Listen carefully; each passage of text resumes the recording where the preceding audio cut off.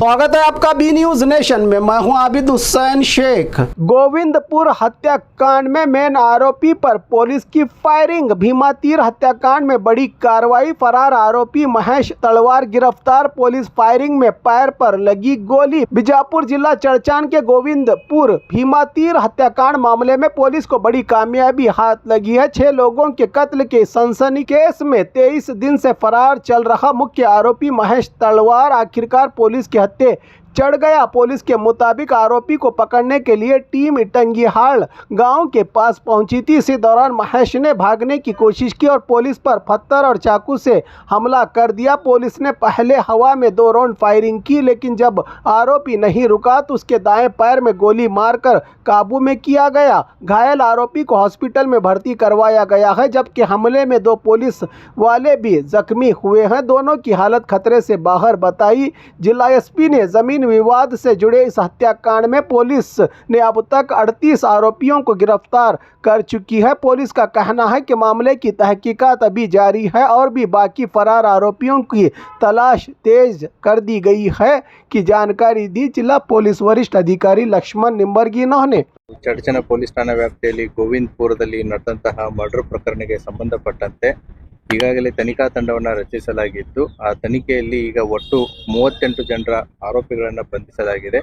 ಇವತ್ತಿನ ದಿನ ಬೆಳಿಗ್ಗೆ ಈ ವಿಜಯಪುರ ರೂರಲ್ ಲಿಮಿಟ್ಸ್ ಅಲ್ಲಿರುವಂಥ ಇಟ್ಟಂಗಿಹಾಳ ಗ್ರಾಮದ ಹತ್ತಿರ ಇರುವಂತಹ ಈ ಆರೋಪಿಯ ಬಗ್ಗೆ ಮಾಹಿತಿ ಇರುತ್ತೆ. ಈ ಆರೋಪಿಯನ್ನ ಹಿಡಿಯೋದಕ್ಕಂತ ಹೋದಾಗ ಪೊಲೀಸರನ್ನ ನೋಡಿ ತಪ್ಪಿಸ್ಕೊಂಡು ಹೋಗ್ತಾನೆ. ಪೊಲೀಸರ ಮೇಲೇನೂ ಕೂಡ ಕಲ್ಲಿನಿಂದ ಅಟ್ಯಾಕು ಮಾಡ್ತಾನೆ, ಮತ್ತು ಅವನ ನೈಫ್ ಇಂದ ಪೊಲೀಸರಿಗೆ ಥ್ರೆಟನ್ನು ಮಾಡ್ತಾರೆ.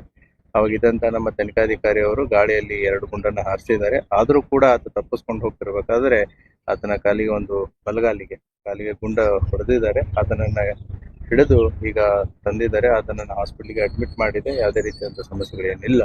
ಅದೇ ರೀತಿ ನಮ್ಮ 2 ಪೊಲೀಸರಿಗೂ ಕೂಡ ಇಂಜೂರ್ಡ್ ಆಗಿದೆ. ಅವರನ್ನು ಕೂಡ ಆಸ್ಪತ್ರೆಗೆ ದಾಖಲಾಗಿಸಿದೆ. ಅವ್ರದ್ದು ಕೂಡ ಹೆಲ್ತ್ ಕಂಡೀಷನ್ಸ್ ಸರಿ ಇದೆ ಅಂತ ಡಾಕ್ಟರ್ಸ್ಗಳು ಹೇಳಿದ್ದಾರೆ. ಅದಕ್ಕೆ ಸಂಬಂಧಪಟ್ಟಂತೆ ಮತ್ತೊಂದು ಪ್ರಕರಣವನ್ನು ವಿಜಯಪುರ ಗ್ರಾಮೀಣ ಪೊಲೀಸ್ ಠಾಣೆಯಲ್ಲಿ ನಾವು ದಾಖಲಿಸ್ತಾ ಇದ್ದೀವಿ. ಚಡಚಣ ಗೋವಿಂದಪುರ ಪ್ರಕರಣಕ್ಕೆ ಸಂಬಂಧಪಟ್ಟಂತೆ ಇವತ್ತಿನವರೆಗೂ ಒಟ್ಟು 38 ಜನ ಆರೋಪಿತರನ್ನ ಬಂಧಿಸಲಾಗಿದೆ. ಇನ್ನೂ ಕೂಡ ತನಿಖೆ ಪ್ರಗತಿಯಲ್ಲಿದೆ. ಸರ್, ಈ ಮಹೇಶ್ ಪಾತ್ರ ಏನು ಸರ್?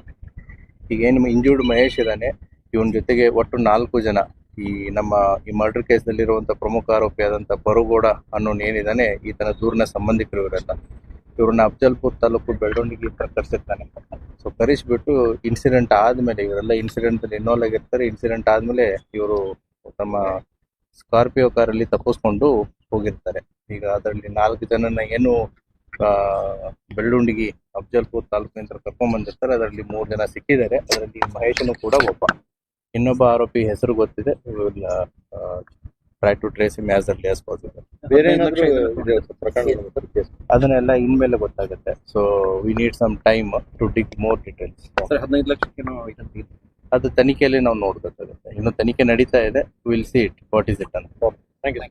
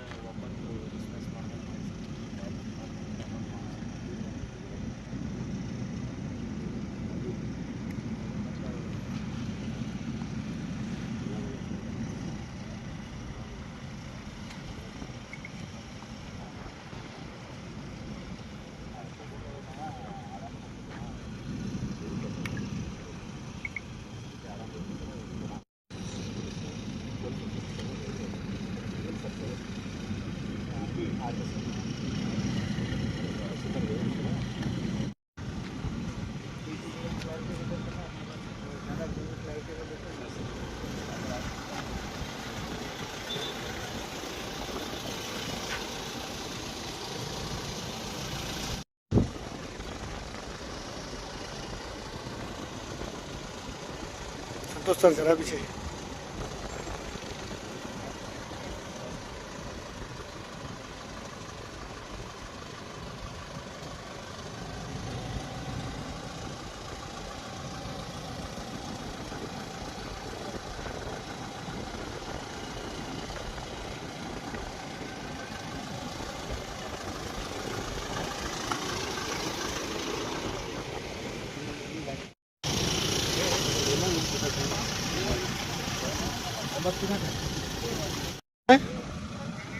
सुफी नहीं है